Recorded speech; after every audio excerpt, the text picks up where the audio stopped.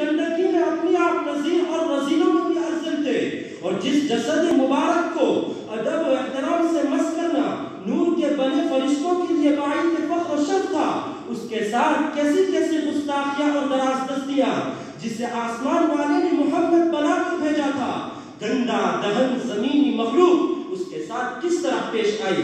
کیا اسے جی بھر کر چڑھایا نہیں طرح کے سامنے اپنے آپ کو پیش کر سکے اور اس بے مثال کو سامنے رکھ کر ارشاد ہو کہ کس نے دین کی راہ میں کیا کیا ہے، کیا سہا ہے، کیا کھویا ہے، کیا اٹھایا ہے، کیا لٹایا ہے۔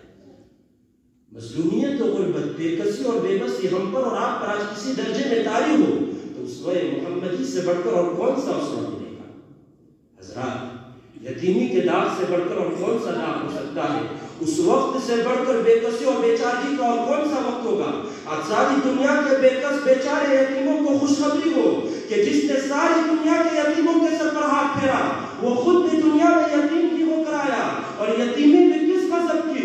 عمر کے 10 سال اور 5 سال پر نہیں، والد کی شکل سیرے سے دیکھی ہی نہیں، باپ کی محبت کو ایک لمحے کے لیے بھی نہیں جانا۔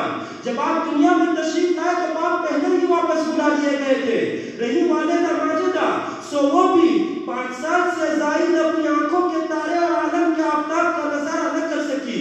یتیمی کا اطلاق تو اس پر ہوتا ہے جس کا صرف باپ زندہ نہ ہو۔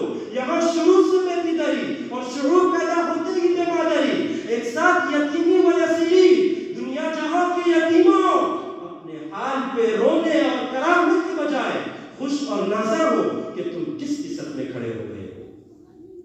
حضرات، بیوی اور شہید کی بیوی کا شوہر کے ہاتھ اٹھ جانا شوہر کے لیے کس قدر منفرد سا واقعہ ہوتا ہے۔ رفیق حیات جس سے دل ملا ہوا ہو، جس نے زندگی کے ہر نشیب و فراز میں ساتھ دیا ہو، اس کو کفنانے دفنانے کی ہمت کوئی کہاں سے لائے؟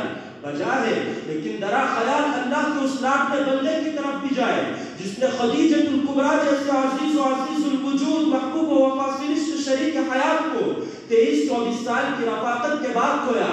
اللہ کی مشیت پر صبر کیا کہ آج ہم میں سے کسی کا رنج اس رنج سے بڑھ کر، کسی کا صدمہ اس صدمے سے زائد ہو سکتا ہے، جب اسے کلیجے پر پتھر رکھنا پڑا جس کی مرضی خود مرضی الہی کو منظور رہا کرتی تھی۔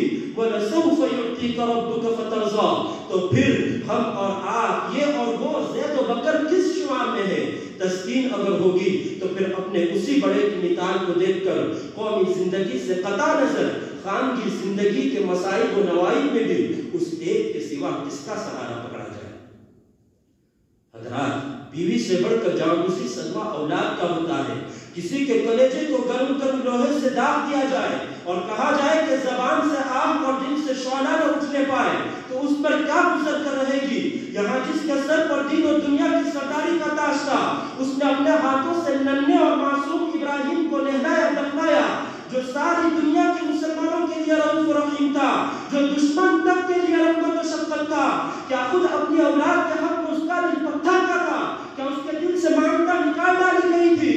نہیں، دل پر جو گزری دل والا جانے، یا دل کا پیدا کرنے والا۔ خادموں اور جانکاروں نے یہ دیکھا کہ قبل موت ننھے اور معصوم ابراہیم کے چہرے پر چہرہ رکھ کر شفیق باپ اور ہم سب کا روحانی شفیق باپ بوسے پر بوسے لے رہا تھا، اور بعد موت جب اپنے ہاتھوں سے قبر میں اتارا ہے تو آنکھوں سے آنسو جاری تھے اور زبان پہ یہ فقرہ تھا کہ ابراہیم ہم تیرے غم میں ہو رہے ہیں۔ آج دنیا کا کون باپ اپنی مصیبت کو اس سے بڑی مصیبت بتا سکتا ہے؟ غرض یہ کہ اجتماعی و انفرادی، قومی و معاشری، خانگی و شخصی، کوئی بھی ممکن پہلو انسانی زندگی کا لیجئے، غم و علم کی جتنی صورتیں انسان کو کسی شعبہ حیات میں پیش آ سکتی ہے انہیں فرض کیجئے۔ ہر درد کا درما، ہر زخم کا مرہم، ہر حادثے کے لیے تعزیت اگر ملے گی تو اسی دار الشفاء محمدی کے اندر کتنا سچ ہے کہنے والے کا قول جو اس نے اپنے مطابق کہا کہ میں قصر انبیاء کی آخری پنڈ ہوں، عمارت بلا شبہ ہر طرح کامل و مکمل آراستہ و پیراستہ پہلے سے تیار تھی، لیکن اس آخری پنڈ کے بغیر یہ جامعیت اور یہ اکملیت کہاں؟ رحمتیں اور بے شمار رحمتیں نازل ہو اس پر کہ جس کے وجود نے کامل کو اکمل، شریف کو اشرف، فاضل کو افضل، حسین کو احسن اور جمیل کو اجمل کے مرتبے تک پہنچا کر امت کے غریبوں اور ضعیفوں، دکھیاروں اور لاچاروں، بیماروں اور سوگواروں، غمزدوں اور ناداروں سب کی تسکین کا سامان رہتی دنیا تک کر دیا۔ وآخر دعوانا الحمدللہ رب العالمین۔ ما شاء الله. بعد ذلك